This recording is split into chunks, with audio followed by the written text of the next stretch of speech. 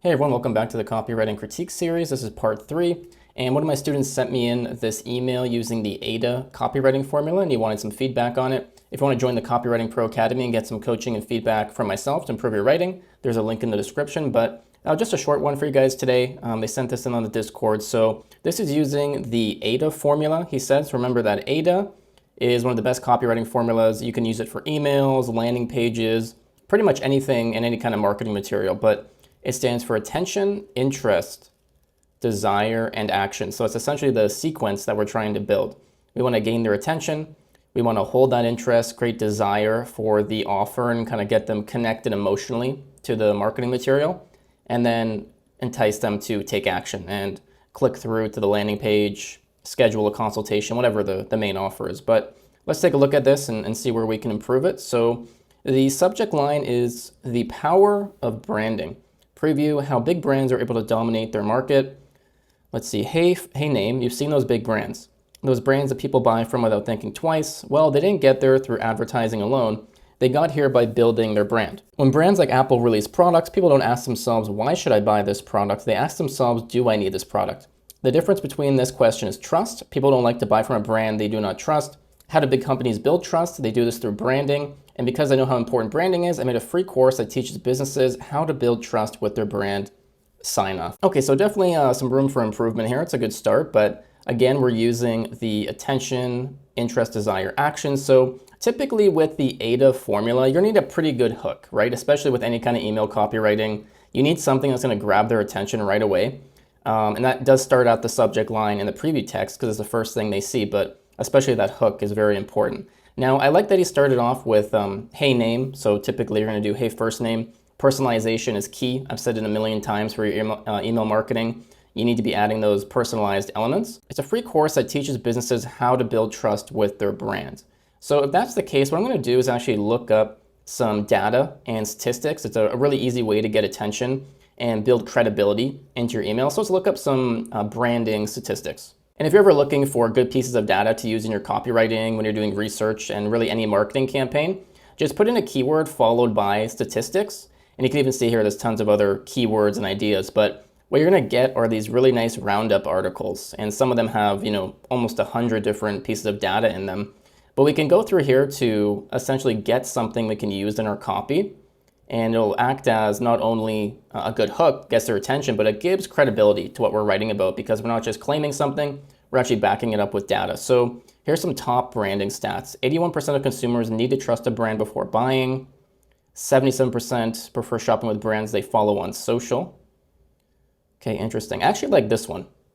We can use this. So I'd probably start off the hook with this. So I'd say, hey, first name, did you know that 81% of consumers need to trust a brand before consider buying. 81% of consumers need to trust a brand before buying. Kind of shorten it up there, make it a little easier to read. Keep that uniform. You've seen those big brands, those brands that people buy from without thinking twice. And I'll reword this. We'll say that's why people buy from big brands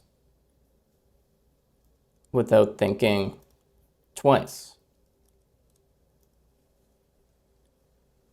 We can delete that line. They got there by building their brand. So of course there is some grammatical errors and things like that in the email that you would have to fix. Make sure you're running it through Grammarly, Hemingway app. And it's a little bit redundant at times. This email is repeating itself and kind of saying the same thing throughout some of these lines. So when you're editing your emails and your copy, try to trim out as much as you can while retaining that core message and offer. The shorter, the better in a lot of cases. So try to cut out the fluff and anywhere where you're repeating yourself and it doesn't serve a purpose. So, hey, first name, did you know that 81% of consumers need to trust a brand before buying? That's why people buy from big brands without thinking twice.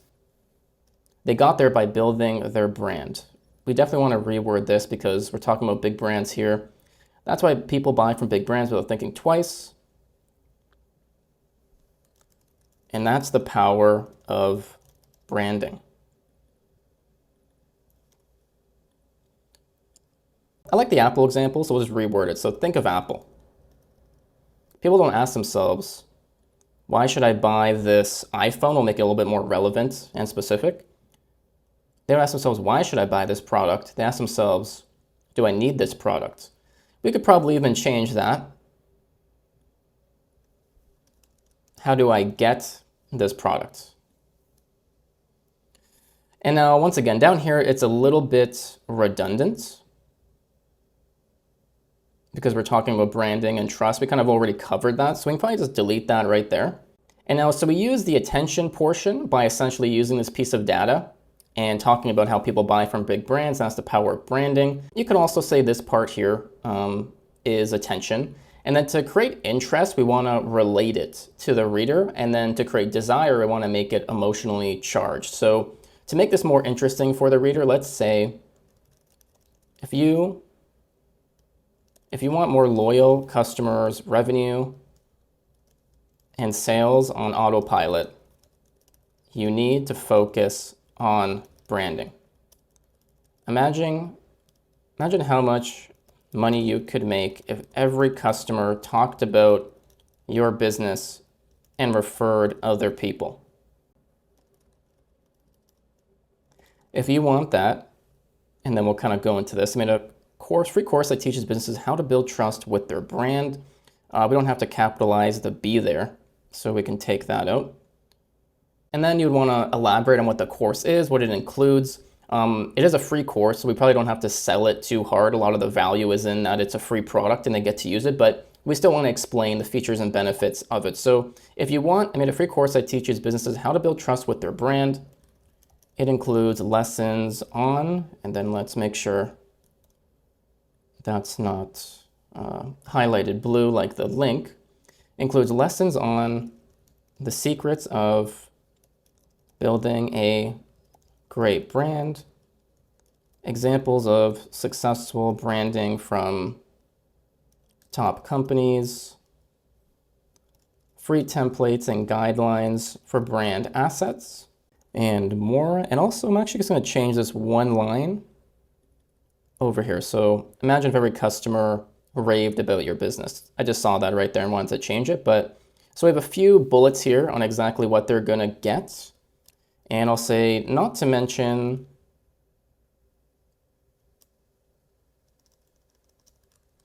all of this is contained in, we'll say, 15 plus or 12 plus video lessons and access to our private Facebook community.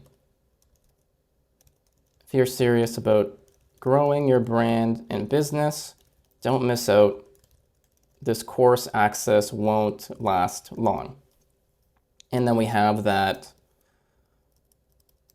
sign off here. And you always want to add a PS to your emails for the most part, because it's a really easy win. If somebody already got to the bottom of the email, they probably have a high intent of converting and becoming a customer and taking action. And it's a good place where we can just add more information and value. But in this case, we're offering the free course. So I'd probably actually have a call to action or maybe a reminder that he does paid coaching. If he did, of course, this is a mock email and brand, but let's pretend that he did kind of branding and marketing consulting or some kind of work like that, coaching. So I can say that I also have 4 spots left for my paid branding and marketing coaching. You can book a spot here now. Let's unbold that, and then essentially book a spot here now. And then we'd essentially link this out to Calendly or one of those tools that lets people book and pay for a spot. And now with the email written, we can actually go back up and adjust the subject line and the preview text. I've said it many times that curiosity and mystery is a really powerful way to write a subject line, because you're giving them some information, but you're not giving them the whole story. And the main offer, of course, is this free course. So let's actually build that into the subject line. So build your brand with my free branding course.